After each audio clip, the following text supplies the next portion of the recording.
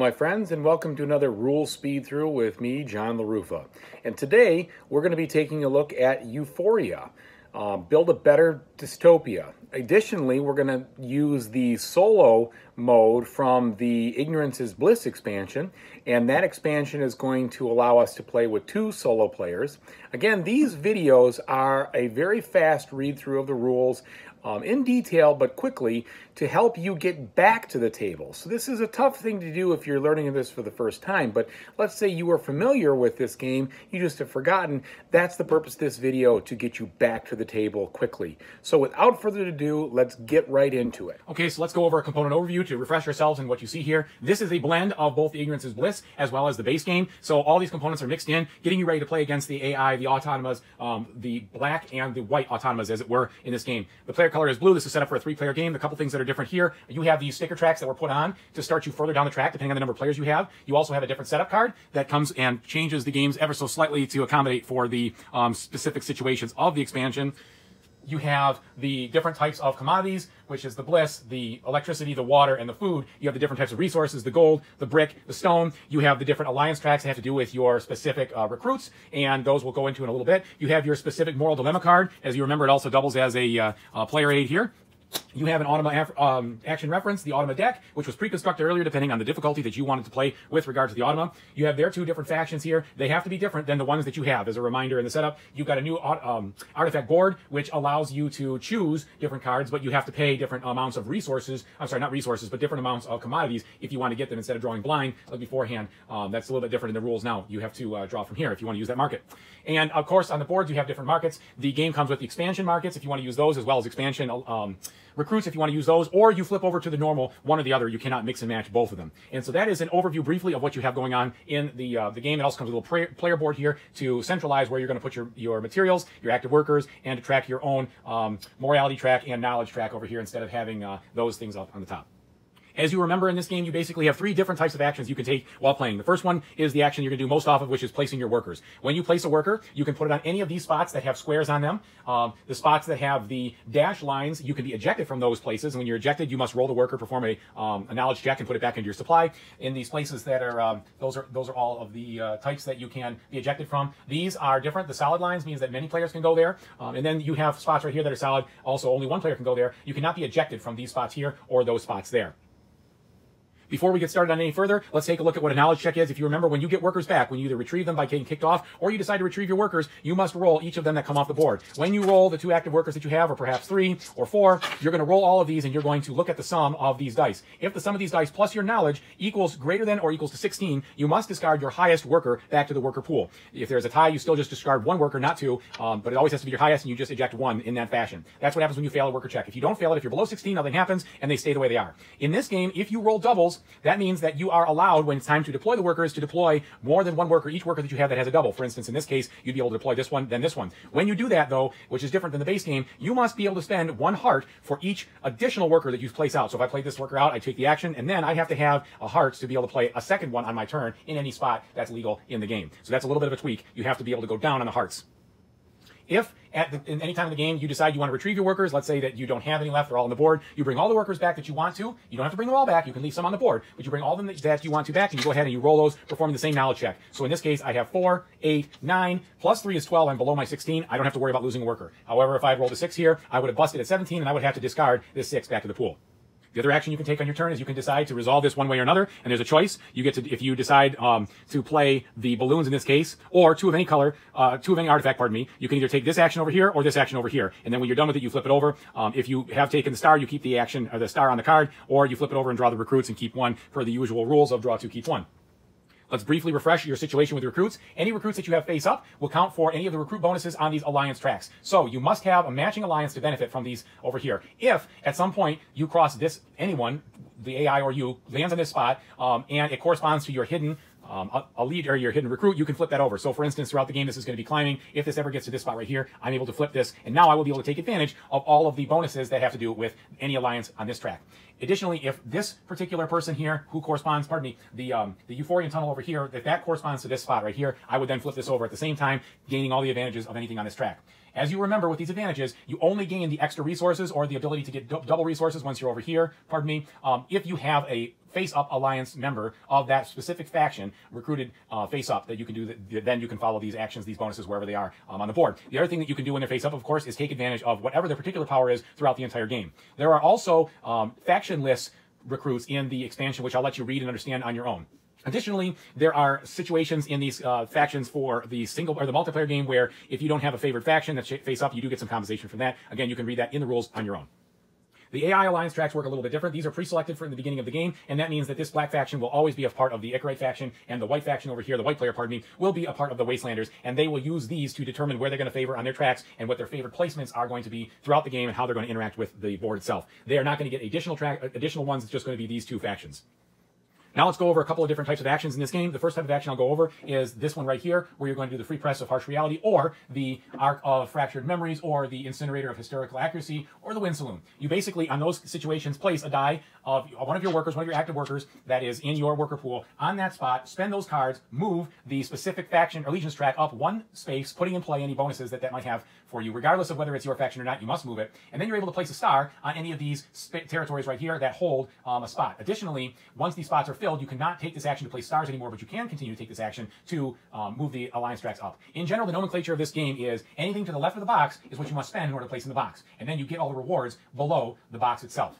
Again, these areas are, you can be ejected from these spots. If you're ejected, you will go ahead and roll, do a knowledge check of all your dice on the board, put it back into the, to your active worker pool if it is below the knowledge check, or discard if you have to, if you fail the knowledge check. The other thing that you can do when you have a specific situation like this is you can place a star on an active already built market if you did not already have a star there previously. So this expansion gives you a little bit of a flexibility there to allow you to go here to take that action instead of the way it used to be, which was simply you had to take this action here in order to be able to place your star on this. So you have a little bit more flexibility of how you want to cancel out your penalty for the specific market. Again, here, if you've already placed your star and you take this action, you can place a star on those areas right there. The cost of doing so is, of course, to the left of the box. In order to build one of these different marketplaces, you have to be the person to put the final space of whatever is needed in the construction site on those areas. There's different resources. It can be in any of them. It doesn't necessarily have to go from top to bottom. And depending on the specific number of players, you will have to fill a specific number of spaces. In the situation right here, since we're playing a 3-player game, 1 for the active player and 2 for the AI automas, it would be any 2 spaces filled. Once those are taken care of and filled, anyone who's contributed any amount of dice to that spot will go ahead and flip over and place one of their stars on that area if they've been contributing. So in this case right here, if the AI was to place this on their turn, this would flip over, they would place a star, and I would place a star on that spot and slide these over, ejecting our workers. We would then go ahead and re-roll these to put them back in the pool, and now we would not have to suffer the penalty here. And of course, remember, anyone who doesn't have a star there must suffer that penalty, and that includes the AI as well. They have to be penalized for not having presence in that constructed market. The next space I want to talk about are these spaces right here that can hold many different dice at once. And there's the Aquafire, the Generator, the Farm, and the Cloud Mine. It's quite simple. When you place an active worker on that spot, you're going to look at the number of pips that are showing in your worker. It's going to correspond to one of these 3 columns, and you're going to go ahead and take advantage of whatever it says here. So for instance, I put down this 5. I would go ahead and I would get a lightning or a power commodity, however you want to look at it. And then I would get the bonus of reducing my intelligence, my worker awareness, so to speak, down by 1 over here. If later on someone else came to this track over here and did it, they would then be, moving it to this next situation, although the AI follows different rules when they do that. If you are below, you would then, of course, fill in this spot and take these actions here. And they all work identically. They all have a situation where you get the resource, move the alliance track, get the resource, move down your intelligence track, or get 2 resources, and then get more intelligent about what's actually happening to you as you go forward. Remember, you are not ejected from these spaces. You just put them there and continue to add the numbers.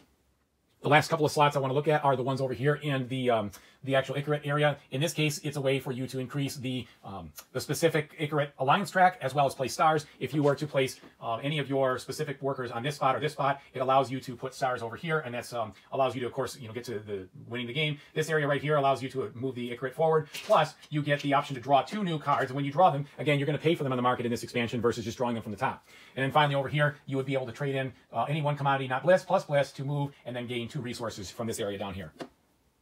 In order to get more workers, you have to go to the worker activation tank. When you go to the worker activation tank, you're going to place any worker with any value over here, spend the specific amount of commodities, and then either reduce your worker awareness by 2, gaining a worker from the pool, or you're going to do the same thing and pay 3 water and raise your morale up by 2 and then gain a worker into your pool. As you can remember, the morale is the specific number of cards you can have in your hand. So if you have 3 morale, that means you can hold 3 specific of these commodity cards and you're going to be able to use those throughout the game. As a reminder, the commodity cards, any spot that says three cards can be changed into 2 cards if they happen to be of the same type. So it's either 3 of any kind or 1 pair of cards would allow you to activate this specific situation.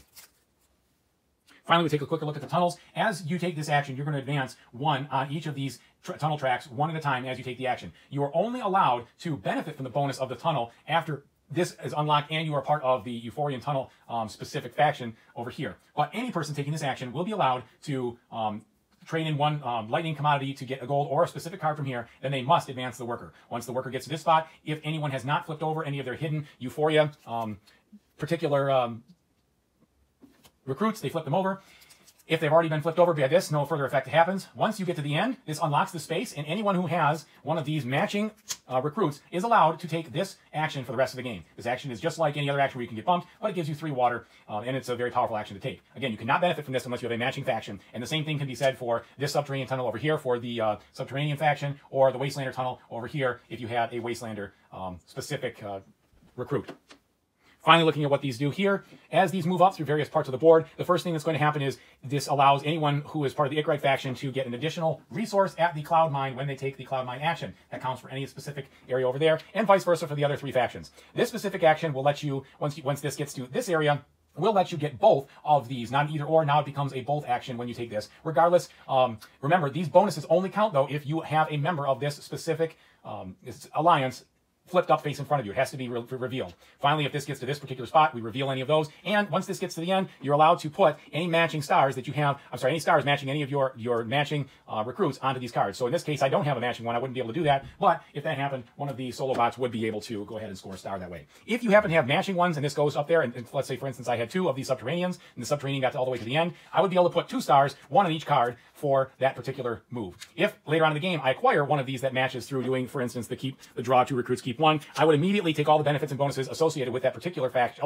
allegiance, and immediately play stars if that's where the specific token already was. Now I want to focus a little bit on how the AI automas take their turn. They take their turn by interacting with 2 cards at the same time. This card is going to be the support side of things, and this card is going to be the action side of things. And so what's going to happen is, as you play the game, you're going to take an action, you're going to do the specifics for an overall, the black faction and the white faction, then you're going to discard this card, slide it over, and then on the next turn when they're ready to take their action, you're going to flip another one and then carry out the specifics of what is actually happening. So there are a couple of different icons here. First and foremost, this icon means that you're going to leave behind the highest knowledge worker on a commodity area of a non-faction when you're retrieving workers. So what that means is that you're going to leave behind one of these 6s, for instance, if it's sitting here on the Aquafire, instead of pulling it up when the white AI needs to remove all of their cards. The AI never does knowledge checks. They get penalized in a different way, which I'm going to talk about in a second. So that's what this particular icon has. If it is not present in that area when you're retrieving workers, if it's over here, it doesn't matter. You ignore it. If it's not here, you would retrieve this when you're retrieving workers as part of the game. Another icon right here might come up. This would allow you, or would force you, if it was in this side, when at the start of the AI's turn, to remove one of these cards corresponding to the market from the market and then slide more down. So that basically helps move and shuffle through the market spaces. And the game comes with this very handy automa action reference card, which helps you spell out what these different icons do when they show up on this side, and also tells you a little bit about the various ways that you need to deal with tiebreakers, which I'll get into in just a little bit as far as how to figure out what decisions need to be made for the AI. If these icons come up and there are 0 or 1 workers left in their action spaces, then you're going to go ahead and retrieve actions instead of continuing to take this particular action here. So this one and this one allow you to do that. In this case, this is allowing you to construct markets, we'll talk about in a second, and this would have you do the automa's faction action, which I'll explain here in just a minute. During the game, as you construct markets, if the particular faction does not have a star on any of the markets that are face up, like this, they will flip over their card and it will be a penalty generic to them. What basically happens is that anytime if you roll the dice after doing after retrieving a worker and rolling it, if it rolls to be a 6, it's going to be put on this card and will not be able to be in play for the next time until you retrieve workers. So basically what this allows is, what happens is that they have fewer and fewer turns that come up before they have to retrieve workers again and roll these dice. They always roll all 4 dice when doing this unless something is on the board. They always have access to all of their workers unless that it is pinned down in here because of a 6, or unless it is on the board specifically because of this icon sitting in this location. Now, again, as you're processing the card, you're going to do the black AI first, then you're going to do the white AI following these specific actions, and then using the support to determine where you're actually going to take the specific situation. So, for instance, in this case, if you have this laid out right here, this means place a dice into one of the commodity markets, and this icon means match it with the specific faction that you belong to. This one would be directing this white player to the Icarite area. If they are going to their own specific action when they're placing commodity market, they're going to place the lowest one of their dice in that specific situation. If they're going to one that does not match their specific area, for instance, the white, of course, is part of the Wastelanders, they're going to play their highest die, and they will always play their highest die in any case, except for that one specific situation where they're going to their commodity market, and they are going to be in their own faction. That is the only time they're going to place the lowest. Other than that, they'll always place the highest. As a reminder, they take no tokens, they have no recruits, they never pay the costs for using spaces, they only gain benefits from placing authority tokens when it makes sense, advancing miners, and advancing on the Allegiance track. They never perform any knowledge checks, and they never place more than one worker per turn, even if they have doubles. When the automa turns over this particular action, they're going to take one of their workers and place it on one of the empty spaces according to the tiebreakers associated with whichever type of market they're trying to unlock. And again, the tiebreakers are summarized on the back of this card and detailed more importantly in the rulebook. If this particular action is one of the ones that comes up, you're going to choose one of these particular spaces here in the hexagons to be able to go to activate. Again, you're going to end up placing a star, and you're going to end up moving the faction token, and you use the particular situation in the rulebook or on the back of this card to figure out which one you're supposed to go to at what time. Now, the final action here is this one particular. This will be either go to a tunnel action or to go to either the breeze bar or the sky lounge. In this case, it's sky lounge. In this case over here, it is breeze bar. And then you would do that if it's pointing at the Icarite faction. Otherwise, you would go to a specific tunnel based on the faction that it's pointing at on the support card. So in this case, it would be a Western Tunnel. In this case, it would be the Icarite Breeze Bar. And that should give you a general idea, again, of how to play the game. It's really important to get familiar with the specific tiebreakers, and I can't really do that as a demonstration here, so you'll have to use the rulebook to do that, but once you get the hang of it, it starts becoming pretty natural. Finally, as usual, the first person, whether it's you or the AI, to play their 10 stars will be the winner, and that is how the game ends. And so there you have it. That's how you play Euphoria along with the Ignorance is Bliss expansion. It's not a tough game to play, but it always seems like it trips me up because it seems the rules just have a little bit of convolutance in it, pardon me, that makes it difficult for me to remember how to play from session to session. So hopefully if it's been a couple of months and you need a quick refresher, this video gave you just that. Again, I'm John LaRuffa, and this has been a rule speed through for Euphoria. Please like and subscribe this video if you enjoyed it to see future videos like this and to help me out a lot. Thank you very much and have a great day.